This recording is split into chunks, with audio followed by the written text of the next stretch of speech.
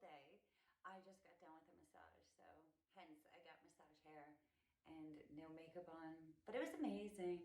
But anyway, while I was in my massage, I had this flood of thoughts that came through, and I feel it's just a lot of information that I'd like to share with you guys as well.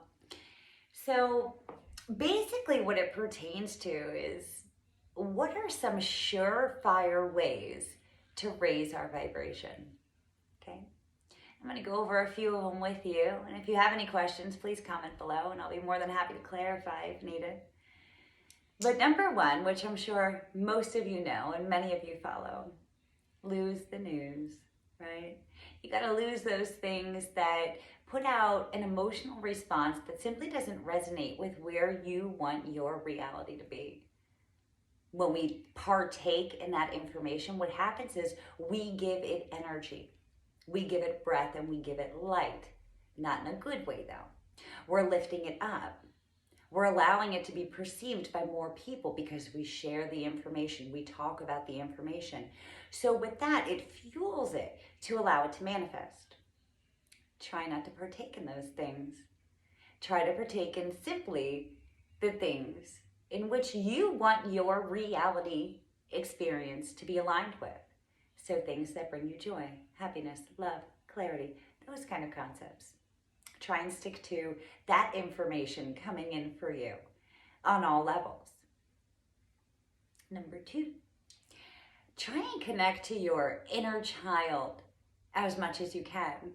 So maybe that's dancing around your living room in your pajamas listening to Pat Benatar, right?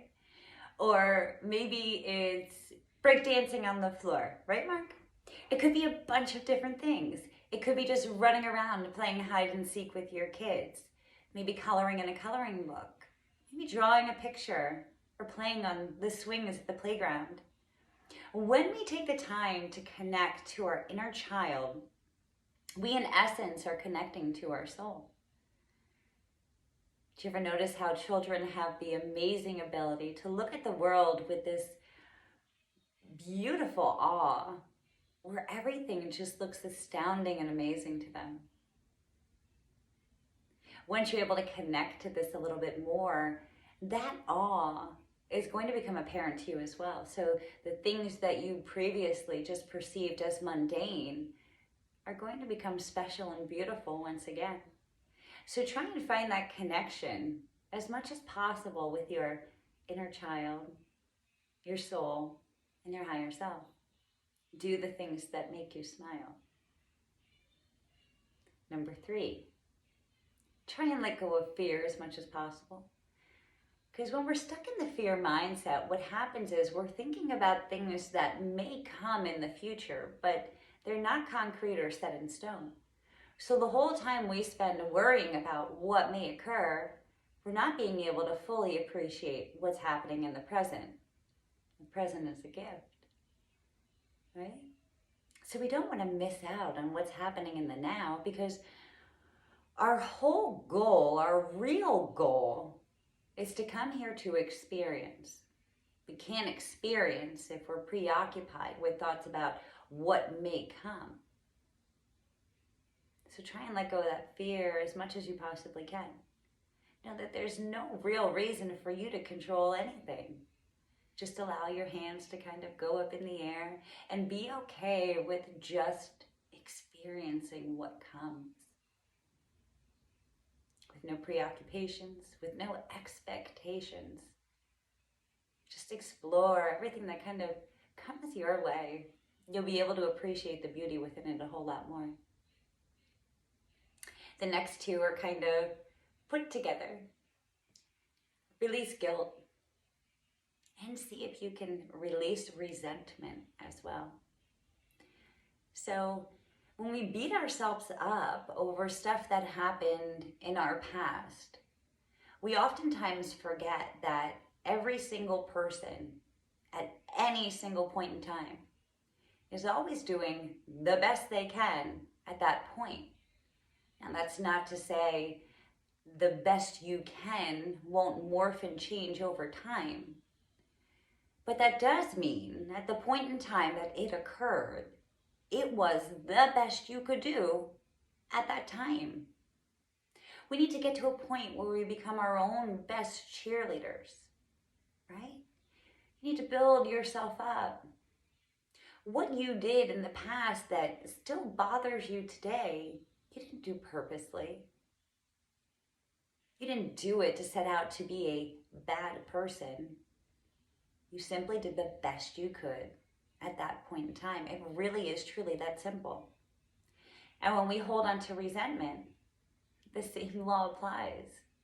So we could be hurt or angry by the actions of somebody else that we feel did us wrong.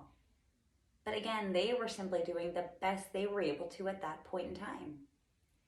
If we can just kind of adopt and acknowledge the mindset with that fact, you'll be able to cut some of those karmic ties, not only with yourself, but with others as well. If you notice that even coming to the realization that everybody is just doing the best they can at any point in time, you're still having difficulty, go ahead and see if you can do a forgiveness kind of meditation. So visualize a big wall. On one side of the wall, visualize yourself. And on the other side of the wall, visualize the other person who you are holding on to kind of energetic issues with. Over and over and over again until you fall asleep. Just simply state the word forgive, forgive, forgive. Now, if you notice that you're having a really difficult time doing this, it's okay. Just simply picture yourself then and repeat that word. Forgive, forgive, forgive. With time, you'll notice that this act becomes a little bit easier. And as it does, you feel a little bit lighter, brighter, and more resilient in the process. So again, those tips are surefire ways to really get your vibration up and quickly.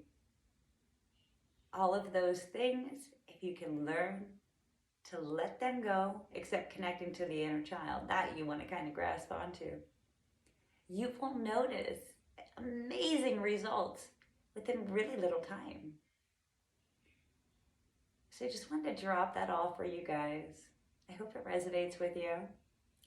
And if you have any comments or any questions on anything I said, please feel free to comment underneath and I'll get back to you as soon as I can.